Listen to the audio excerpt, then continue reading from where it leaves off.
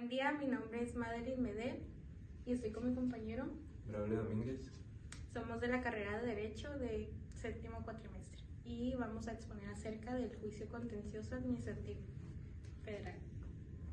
El juicio contencioso administrativo o juicio de nulidad, como era llamado anteriormente, es un medio de defensa jurisdiccional que se interpone ante el Tribunal Federal de Justicia Administrativa. Esta se rige por la Ley del Procedimiento Contencioso Administrativo, que regula el procedimiento, las etapas y los efectos de la sentencia.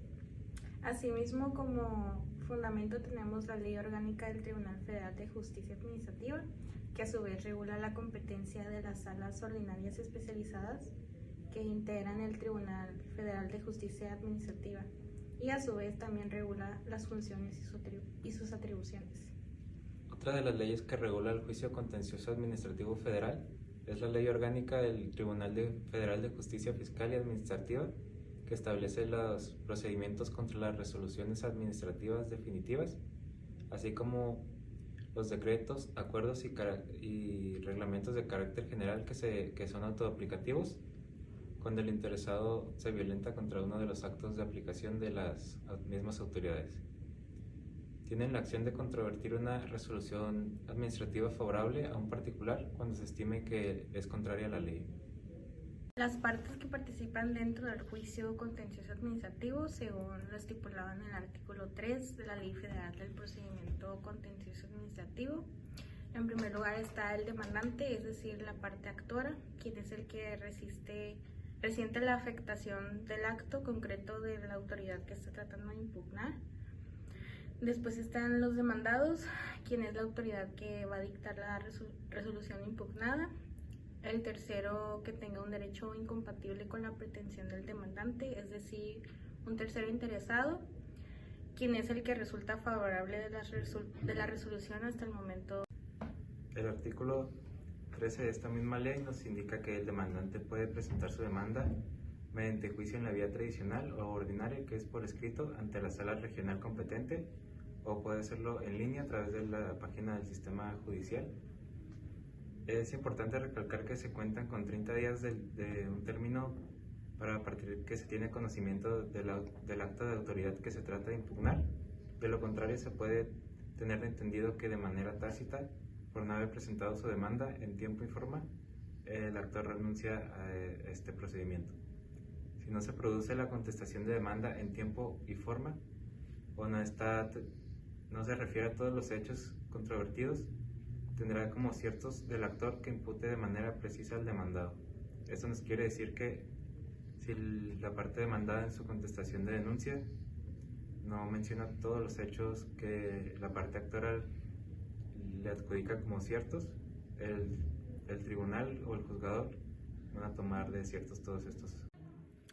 Dentro del escrito de demanda se deben incluir los siguientes datos: el nombre del demandante, domicilio fiscal y también el domicilio para oír y recibir notificaciones, la resolución impugnada. En caso de que se impugne un decreto o un acuerdo, se debe de mencionar su fecha de publicación, las autoridades que se demandan, los hechos, los conceptos de impugnación, las pruebas que se van a ofrecer, el nombre y domicilio en caso de que exista un tercero interesado. Una vez que se admite la demanda, lo cual se debe hacer en un plazo de 24 horas, donde el magistrado instructor debe de dictar un acuerdo de suspensión provisional, requerirá a la autoridad demandada un informe relativo a la suspensión definitiva, en el que se debe de rendir en el término de 48 horas siguientes a aquel en que se surta de efectos la notificación del acuerdo respectivo. Vencido este término, con el informe o sin él, el magistrado debe de resolver lo que corresponda dentro de los 5 días siguientes. La parte demandada a su vez cuenta con un plazo de 30 días para contestar la demanda. Los requisitos para la contestación de la misma se encuentran en el artículo 20 de la Ley Federal del Procedimiento Contencioso Administrativo, los cuales son los siguientes. 1. Se tiene que hacer referencia a los incidentes de previo y especial pronunciamiento, es decir, aquellos que impiden que el juicio siga con su curso mientras se resuelve, como por ejemplo la representación. 2. Las consideraciones que a su juicio impidan que se emita decisiones en cuanto al fondo o demuestren que no ha nacido o extinguido algún derecho que el actor pretenda apoyar en su demanda. Tercero, se referirá concretamente a cada uno y a todos los hechos que el demandado le impute en su escrito inicial de demanda, afirmándolos, negándolos o declarándolos improcedentes por no ser hechos propios, exponiendo cómo ocurrieron según sea el caso. Cuarto, los argumentos por medio de los cuales se demuestra la ineficiencia de los conceptos de impugnación. Y quinto, los argumentos por medio de los cuales desvirtuó el derecho a indemnización del actor. Sexto, las pruebas que ofrezca, que deberán hacerse desde su contestación de demanda, al igual que el actor en su escrito inicial. Y séptimo, en caso de que ofrezca las pruebas periciales o testimoniales, se precisarán los hechos sobre los que versarán y señalará los nombres de los peritos o testigos. Después de este plazo, la autoridad emite el acuerdo admisorio de la contestación de la demanda y dicta el plazo para la fijación de los alegatos, que debe hacerse en un término de 5 días posteriores a que se haya concluido la fijación del juicio y o no existiera ninguna cuestión pendiente que impida su resolución. Se notificará a las partes que tienen en un término de 5 días para formular los alegatos de lo bien probado por escrito. Los alegatos presentados en tiempo deberán de ser considerados al dictar la sentencia.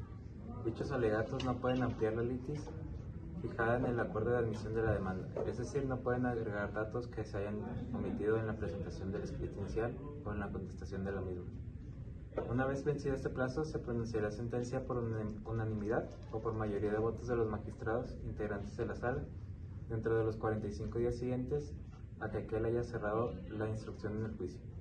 En los juicios que se tramiten ante el tribunal serán admisibles toda clase de pruebas, excepto la de confesión de las autoridades mediante absolución de posiciones y la petición de informes, salvo que los informes se limiten a hechos que consten en documentos que obran en poder de las autoridades.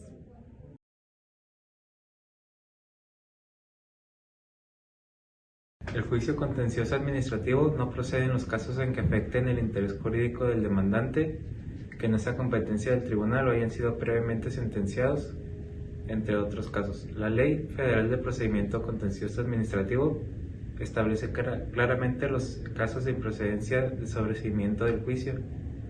El sobreseimiento puede ocurrir por desistimiento del demandante, causales de improcedencia, la muerte del mismo actor, si su pretensión es intransmitible, entre otros casos. En resumen, el juicio contencioso administrativo ofrece un mecanismo vital para impugnar actos de autoridades fiscales federales, comprender sus pasos, consideraciones legales, situaciones de improcedencia. Es esencial para aquellos que buscan defender sus derechos en el complejo entorno legal mexicano.